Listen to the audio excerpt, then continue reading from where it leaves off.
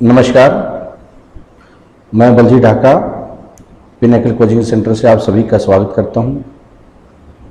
और आज हम करते हैं जो हमारी इम्पोर्टेंट सीरीज चल रही है, most important 100 math tricks for SSC CGL, उसका पार्ट 7 आज हम लोग करेंगे। जैसा कि आप लोग सभी जानते हैं, एसएससी सीजीएल का टायर 1 का एग्ज़ाम है, वो जल्दी ही उसका नोटिफिकेशन नए पैटर्न पे, इस बात की संभावना है कि नए पैटर्न होगा उसमें, और इस बात की भी संभावना होगी कि जो लीकेज से रिलेटेड एग्जाम में लीकेज हो जाता है, बहुत सारे ऐसे लोग हैं जो अनफेयर प्रैक्टिस का इस्तेमाल करते हैं, उनको कैसे रोका जाए उसके ऊपर एसएससी स्टाफ सिलेक्शन कमीशन है वो कदम उठाने जा रहा है। और उस कदम में कई कदम ये भी हो सकता है कि ऑनलाइन पे डिसीजन हो, एग्जाम ऑनलाइन हो आने वाले टाइम में एसएससी सीजीएल की, क्योंकि डिजिटल इंडिया का कितने परसेंटेज इस्तेमाल गवर्नमेंट सर्विसेज में हो रहा है, ये एक बहुत बड़ा क्वेश्चन उठ रहा है। और स्टाफ सिलेक्शन कमीशन है उसको ये प्रूव करना पड़ेगा कि वो जैसे बैंकिंग या बाकी जो है बाकी एग्जाम है वो अगर ले सकते हैं, तो स्टाफ सिलेक्शन कमीशन है वो मॉडर्न टेक्नोलॉजी की तरफ क्यों नहीं बढ़ रहा, या बढ़ रहा है तो कितना बढ़ रहा है। और भी इसके अलावा हो सकता है स्टाफ सिलेक्शन कमीशन है स्टेप्स उठाए, वो आप लोग जैसे ही कोई नोटिफिकेशन आता है हम ऑफिशियली उसी पर डिस्कस तब करेंगे। लेकिन फिलहाल हम जो बात कर रहे हैं वो मैथमेटिक ट्रिक्स है। क्वेश्चन एक ये यहाँ पे भी है कि क्या अगर ऑनलाइन एग्जाम होता है और एसएससी सीजीएल का जो मैथ है वो बाकी कॉम्पिटिशन के तुलना में डिफरेंट होता है। आप बोल सकते हैं कि 50 मार्क्स टायर 1 में और 200 मार्क्स टायर 2 में, 250 और 250 इंग्लिश अगर दोनों को मिला लिया जाए तो 83% नंबर बनते हैं दोनों को, मैथ और इसको इंग्लिश को मिला दिया जाए 83% नंबर जो कि महत्वपूर्ण भूमिका निभाएंगे। और उसमें से अगर 250 मार्क्स मैथ हो और मैथ को कैसे सोल्व किया जाए ऑनलाइन अगर एग्जाम होता है, तो ये एक क्वेश्चन है। और कितना डिफरेंस क्रिएट कर सकता है, ऑब्वियसली ये क्वेश्चन है वो सबके माइंड में होगा। लेकिन मुझे लगता है कि अगर इस तरह का कोई स्टेप आता है और जो कि आएगा, तो उसमें शॉर्टकट का काफी रोल इंपॉर्टेंस हो सकता है। आप बोल सकते हैं कि जो एसएससी के जो क्वेश्चन होते हैं वो बैंकिंग या दूसरे एग्जाम से डिफरेंट होते हैं, सीडीएस वगैरह से भी डिफरेंट होते हैं। और आपको पकड़ है एसएससी के क्वेश्चन पे कि एसएससी में किस तरह के क्वेश्चन जाते हैं, तो आपका काफी काम है वो उस समझ से हो सकता है। आप मैथ में 20% नंबर इस वजह से ज्यादा ले सकते हो क्योंकि आप एसएससी को अच्छी तरह से क्वेश्चंस को समझने लगे। यानी कि आपको मैथ आता है, बल्कि इस वजह से कि आप एसएससी को पैटर्न को बारीकी से समझते हो। इसका डिफरेंस बहुत ज्यादा होगा। जिन लोगों का बहुत अच्छा रैंक आता है, इनकम टैक्स वगैरह एग्जामिनर है, इस तरह के सिचुएशन पे, इस तरह की पोस्ट पे होती है, वो ऐसा नहीं है कि वो इतने ग्रेट है, वो बल्कि ऐसा है कि उनको बहुत सारे बाकी चीजों के क्वेश्चन याद होते हैं, लेकिन मैथ के भी क्वेश्चन याद होते हैं कि इस पैटर्न को ऐसे करना है, इस पैटर्न को ऐसे करना है।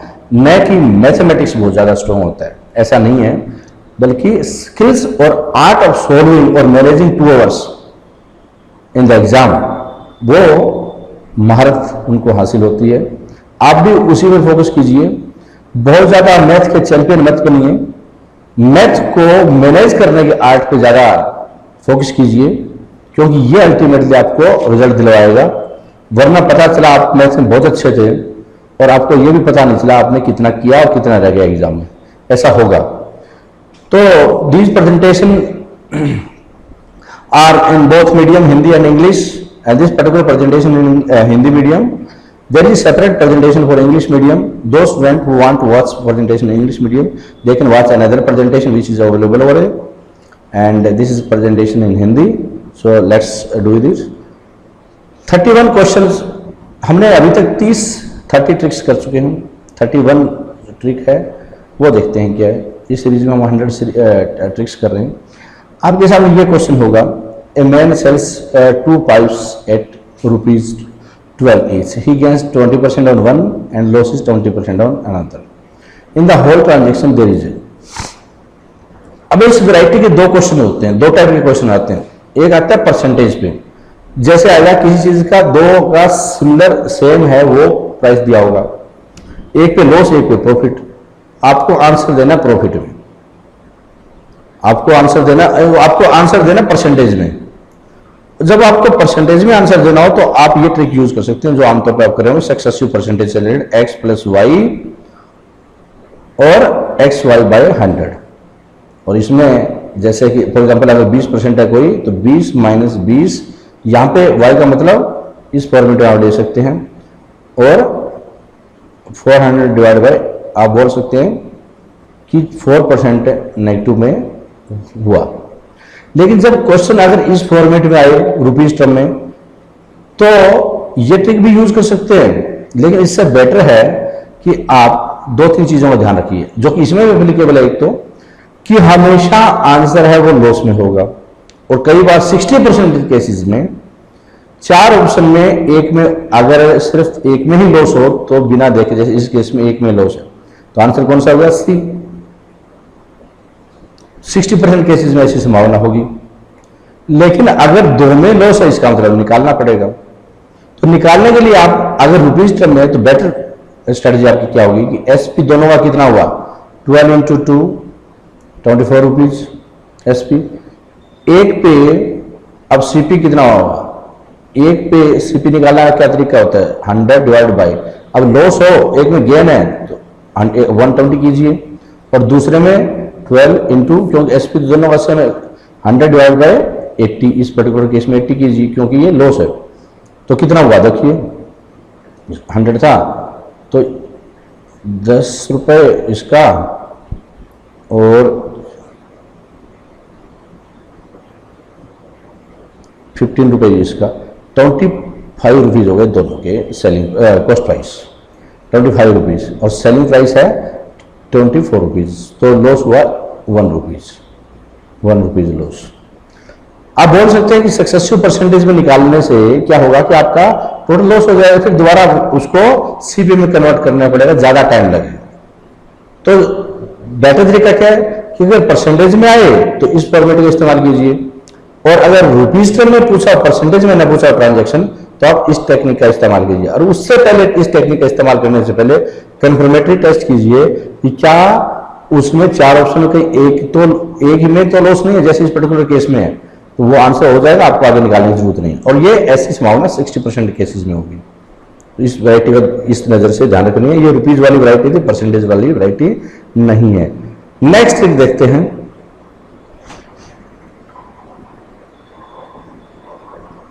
The cash difference between selling prices of an article at a profit of 4% and 6% is 9 rupees.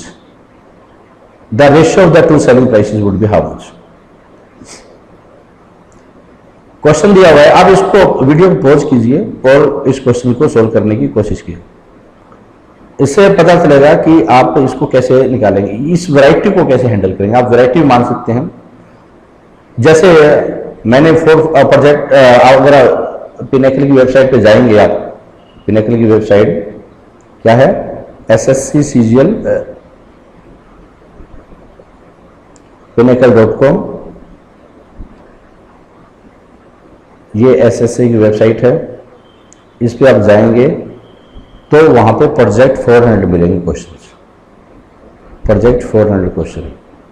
और इस प्रोजेक्ट 400 क्वेश्चन का मतलब ये हुआ कि वो वैरायटी क्वेश्चन है, मतलब कि जैसे हर चैप्टर में 12, किसी में 15, किसी में 18, ये इस तरह से क्वेश्चन होंगे।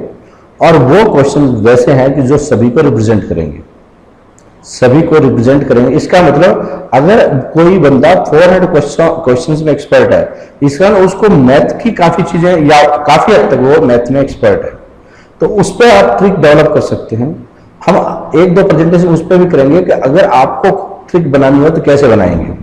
स्पेशली अगर इस वीडियो को जो टीचर्स देख रहे हैं तो उनके लिए काफी सुविधा हो सकती है, क्योंकि वो रिसर्च करने में ज्यादा एक्सपर्टाइज मुझे लगता है कि हो सकती है उनकी, क्योंकि वो कॉम्बिनेशन परम्यूटेशन बनाकर अब चीज को बेटर बनाने की महारत हासिल डेवलप कर सकते हैं।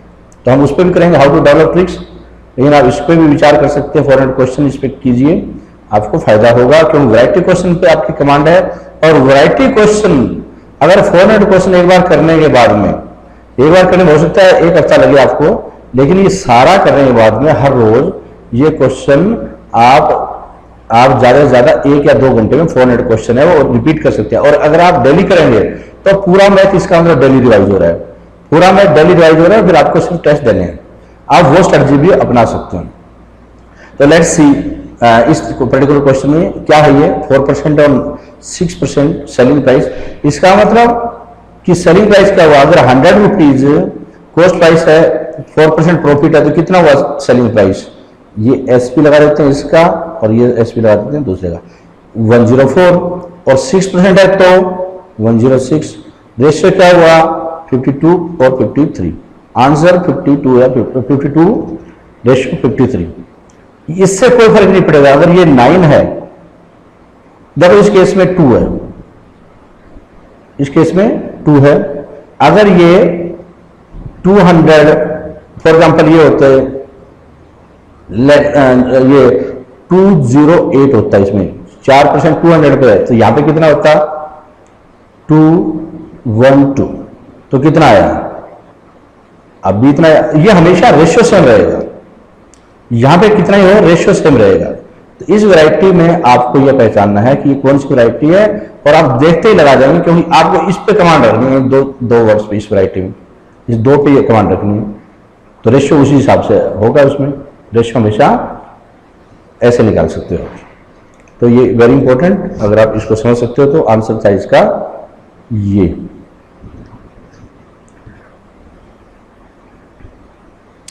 Question number 33, a reduction of 20% in the price of salt enabled the purchaser to obtain 4 kg more for ₹100. The reduced price of the salt per kg कितना होगा। देखिए इस तरह क्वेश्चन को पकड़िए, कहां से पकड़ना है, 100 रुपीज है। अगर यहां पे अमाउंट दी मिलेगी आपको 100 रुपीज पे, 100 रुपए लेकर जाता है, पता आगे चलता है दुकानदार उसको, कस्टमर को, कि वहां पे 20% है प्राइस रिड्यूस हो गया। इसका मतलब जो 100 में आ रहा था चीज, 100 आ रही थी, वो अब 80 रुपीज में आ गई। अब वो 80 रुपीज में आ गई, 20% है प्राइस है वो रिड्यूस मिला, 80 में। इसका मतलब 20 रुपीज जो यहां पे थे उसके बदले में उसको बोल रहा है कि वो 4 किलो ज्यादा खरीद सकता है, मतलब 4 किलो खरीद सकता है। इसका मतलब इस टोटल तो ज्यादा हो गई, इसका मतलब 20 रुपीज में उसको 4 किलो का फर्क पड़ेगा। तो नया प्राइस तो 5 रुपीज केजी होगा। आंसर क्या है, नया प्राइस 5 रुपीज केजी बी। जब इस तरह का क्वेश्चन आए, याद रखिए यहाँ पे अमाउंट मिलेगी, जैसे 600, 500, 200 इस तरह से, और यहाँ पे क्या मिलेगा, परसेंटेज मिलेगा। आप उसको मल्टीप्लाई कीजिए, इतने रुपए का डिफरेंस आया, और फिर यहाँ पे जो केजी दिया हो तो उससे आप भाग दे देंगे, डिवाइड कर देंगे, तो नया प्राइस आ जाएगा। नया प्राइस है, और नया प्राइस का रिड्यूस प्राइस है, कम वाला प्राइस। ओरिजिनल प्राइस पूछते हैं तो वो ओरिजिनल कितना है, ओरिजिनल इसकी तुलना में जाता है। नया अगर 100 है, अगर नया 80 है तो ओरिजिनल था 100, तो 100/80 इंटू 5 ये नया प्राइस आ जाएगा, 100/80 इंटू 5, क्योंकि नया 80 है, पहले 100 था। तो अगर नया 80 है, पहले 100 1 है, 100/100 80 इंटू 5। तो नहीं, अगर आप पूछे पुराना प्राइस क्या है तो आप ये यूज कीजिए, और नए प्राइस में ऐसे, इस वैरायटी को आप ऐसे कर सकते हैं। एक्स वाई जेड लेने या सो और कुछ करने की आवश्यकता नहीं है। Question number 34, simplified value of, ये ट्रिग्नोमेट्री का क्वेश्चन है। एक क्वेश्चन इस तरह से आएगा, और इस तरह का क्वेश्चन आए तो आप कैसे सॉल्व करेंगे। क्या है question, secant x secant y plus tangent x tangent y square minus secant x tangent y plus tangent x secant y square. तो आप इसको कैसे सॉल्व करेंगे, ये देखिए क्या है क्वेश्चन। इसको आप वैल्यू पुट कीजिए, इस तरह क्वेश्चन में हमेशा आप इसको 45 मान लीजिए। इससे आप और भी वैल्यू पुट कर सकते हैं, 30 का 60, लेकिन आसान हो रहेगा क्योंकि उसकी। तो सीकेंट एक्स क्या होता है, कोस का उल्टा होता है, कोस होता है 45 1/√2, तो ये होगा √2, और इसको भी मान लीजिए 45 √2 प्लस टेंजेंट 45, हमने x है वो 45 माना है और y है वो 45 माना, 45 डिग्री। तो यहां पे क्या हुआ, यहां पे क्या हुआ, यहां पे हुआ 145 और 145, और इसको आप करेंगे तो कितना हो गया, √2 इंटू √2 प्लस 1 3 इंटू 3 का स्क्वायर 9, ये 9 कर दिया। अब माइनस में क्या करना देखिए, सीकेंट टेंजेंट, सीकेंट कितना होता है √2, 45 है ना, √2 इंटू 1 प्लस क्या है tangent into secant y, √2 into 1। अब इसको स्क्वायर कीजिए तो क्या हुआ, √2 प्लस √2 कितना हुआ 2√2 और का स्क्वायर, तो ये होगा 8, डिफरेंस हुआ 1, 2√2 का स्क्वायर 8 और डिफरेंस हुआ 1 इसका आंसर होगा। तो आप जब इस तरह क्वेश्चन मिले तो बेटर ये करना, तो अगर ऐसा करेंगे इसकी ब्रैकेट खोलेंगे a प्लस बी का स्क्वायर इस फॉर्मेट में ले जाएंगे और फिर बाद में डिवाइड कर, याद रखिए कि जितना टाइम इंपॉर्टेंट होता है उतना ही किसी एग्जाम में जगह को बचाना भी इंपॉर्टेंट होता है। और अगर आप कम राइट करने वाली चीज करेंगे तो आपको फायदा होगा, क्योंकि स्पेशली टायर 2 में जगह बहुत कम मिलेगी आपको। अगर आप मैनुअल पेपर होता है वो मार्क वाला सीट होता है और लिखने से भी आपका टाइम ज्यादा लगता है। तो मैं उम्मीद करता हूं कि इस बात को आप एग्री करेंगे और इस फॉर्मेट में ले जाएं इसको तो ज्यादा फायदा होगा। अब वैल्यू पुट करना आपकी आर्ट हो सकती है, जो आप रखेंगे बार बार आप इस फॉर्मेट में करेंगे तो ये पता चलेगा कि किस वैल्यू से ज्यादा आसान हो सकता है, वरना वैल्यू तो कोई भी रखी जा सकती है। एनीवे, क्वेश्चन नंबर 35, इफ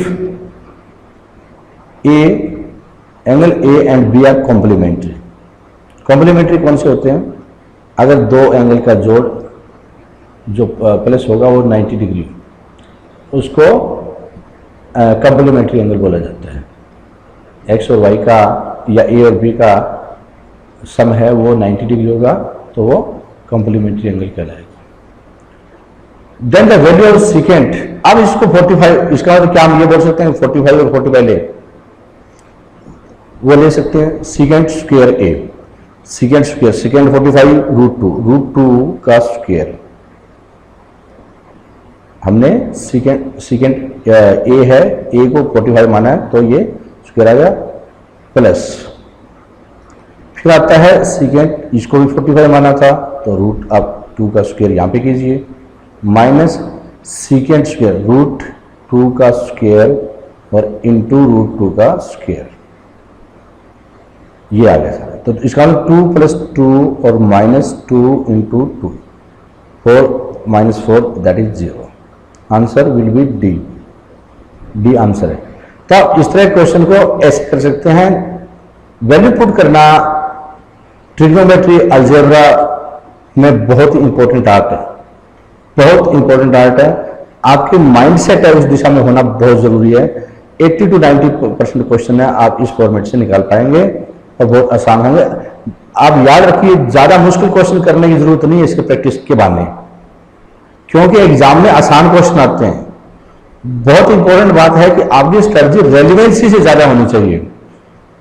बहुत सारे स्टूडेंट जो अक्सर फेल हो जाते हैं एग्जाम में, उनका सबसे बड़ा रीजन ये होता है कि वो क्या करते हैं प्रैक्टिस के बहाने, वो सोचते हैं मुश्किल क्वेश्चन करेंगे ज्यादा प्रैक्टिस होगी। अब प्रॉब्लम कहां पे है कि मुश्किल तो 2 या 4 क्वेश्चन आएंगे एग्जाम में, और उस मुश्किल और 2 4 हो सकता है एग्जाम में हो ही ना वो, और इस बहाने सारे जो आसान क्वेश्चन थे वो छोड़कर आ जाएंगे बहुत सारे क्वेश्चन। तो आप रेलिवेंसी पे ज्यादा जाइए। अगर किसी के दिमाग में अगर ये गलत फहमी निकाल दे कि वो मुश्किल ज्यादा करके ज्यादा सफलता हासिल करेगा, ऐसा किसी भी एग्जाम में पॉसिबल नहीं, किसी भी एग्जाम में पॉसिबल नहीं है। ये बहुत गलत स्ट्रेटजी है। पिछले 6 साल से रिसर्च कर रहा हूं और जिन लोगों ने ऐसा किया है वो बुरी तरह से फ्लॉप हुए हैं। ज्यादा समझदार बनने की कोई जरूरत नहीं है, रेलिवेंट बनने की जरूरत है, सिंपल बनने की जरूरत है, प्रैक्टिस करने की जरूरत है। जिस तरह से एग्जाम में क्वेश्चन आते हैं और उसमें अपनी स्किल्स डेवलप कर सकते हैं खुद, और ट्रिक्स डेवलप कर सकते हैं। ये कोई जरूरी नहीं है कि मैं ट्रिक्स सिखाऊंगा वैसे ही आप यूज करें।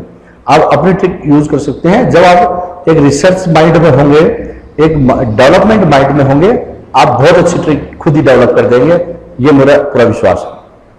अभी तक हमने 35 इस पार्ट में इस सीरीज में चल रही ट्रिक की है और ये सीरीज है वो कंटिन्यू रहेगी। मैं उम्मीद करता हूं कि इसमें स्ट्रेटेजिक जो इनपुट में देने की कोशिश कर रहा हूं प्लस जो ट्रिक्स बताई जा रही है वो आपके लिए यूजफुल होगी। All the best.